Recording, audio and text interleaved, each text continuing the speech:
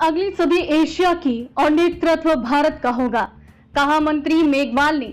अपनी एक दिवसीय यात्रा के दौरान संस्कृति एवं संसदीय कार्य राज्य मंत्री अर्जुन राम मेघवाल आज सुबह भीलवाड़ा पहुंचे, जहां उन्होंने वस्त्र उद्योग व्यापार जगत के संगठन भीलवाड़ा टेक्सटाइल ट्रेड फेडरेशन के कार्यक्रम में हिस्सा लिया। आज सुबह एक निजी भवन में फेडरेशन की वार्षिक साधारण सभा का आयोजन किया गया, जिसमें अध्यक्ष दामोदर अग्रवाल ने वार्षिक प्रतिवेदन प्रस्तुत किया।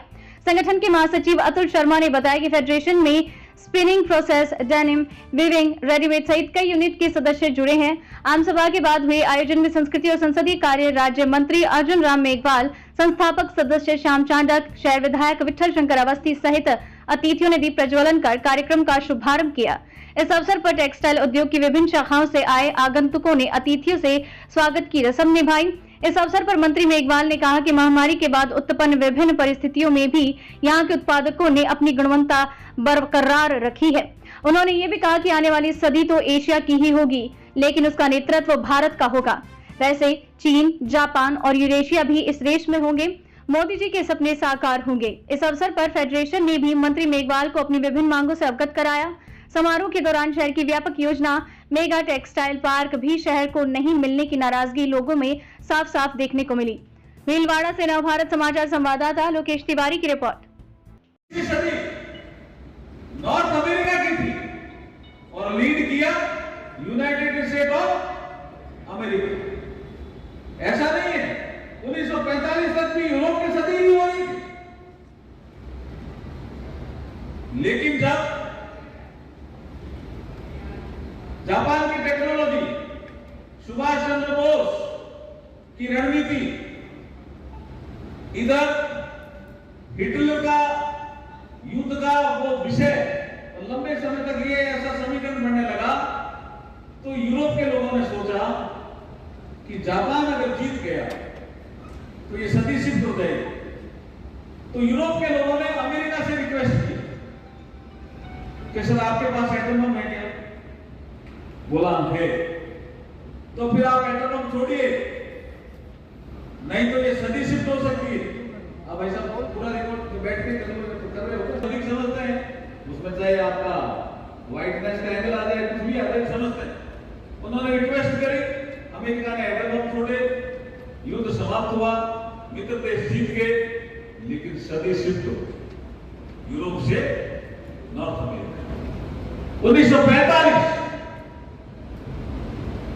और फिर वो सदी कि क्या यूरोप के देश का अमेरिका के देश, इसमें यहाँ भारत कैसे तेजी से आगे बढ़ जाएगा और एशिया के लोग कितने आगे बढ़ जाएंगे, ये हम थोड़ी कह रहे हैं, ये वही लोग कह रहे हैं कि ये सदी एशिया की है और इसमें 4 देश कंपटीशन, 4, भारत, चाइना, जापान और ये जो रशिया की बात इधर से आ रही थी, कुछ लोग रोक रहे थे, रशिया यूरोप का है।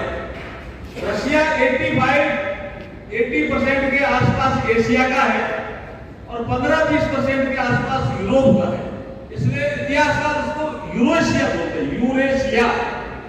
तो 4 देश कंपटीशन में, भारत, चाइना, जापान और यूरेशिया, चारों की अपनी अपनी विशेषता।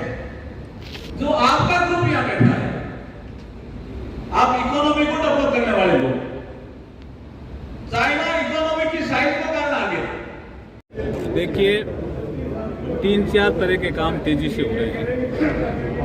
एक तो हमारा ASI के जितने भी आइकॉनिक्स हमारे स्थान हैं, जैसे मैं बात करूं राजस्थान की तो हमारा कुंभलगढ़ हो गया या चित्तौड़ हो गया, ऐसे हमारे ऐसे स्थान हैं। इस बार हमने एक नवाचार किया है आज़ादी के अमृत महोत्सव के दौरान कि हमने करीब 200 ऐसे स्थानों पर देश का तिरंगा फहराया। कुछ ऐसे स्थान हैं जिसमें पहली बार कुछ लोग तिरंगा लेकर के गए, जैसे हमारे राजस्थान का ही मानगढ़ धाम, जहाँ 1500 भील समाज के लोग अंग्रेजों से लड़ते लड़ते शहीद हो गए थे एक ही दिन में।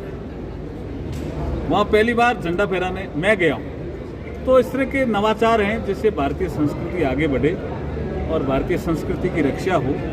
भारतीय संस्कृति की पहचान जो सही मायने में पहचान है, भारतीय संस्कृति साइंटिफिक है।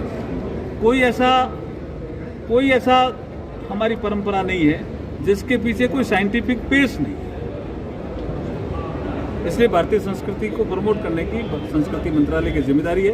और आज़ादी के अमृत महोत्सव के दौरान आपने देखा होगा कि अच्छी तरह से उसका प्रभाव भी पड़ा है। मंत्री जी से भी की है और संबंधित सेक्रेटरी से भी की है। देखिए, एक जॉइंट इंस्पेक्शन टीम बनी थी।